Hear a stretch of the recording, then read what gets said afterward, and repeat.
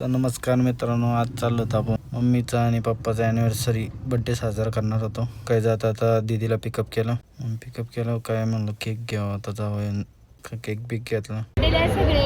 तिथं काय आमचं लग्न आहे. आता आम्ही कृष्ण हॉटेलला गेलो.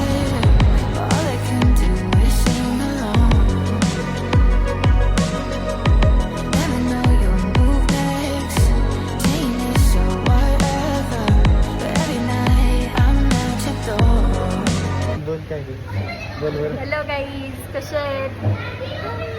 बहीण नाही माझ्या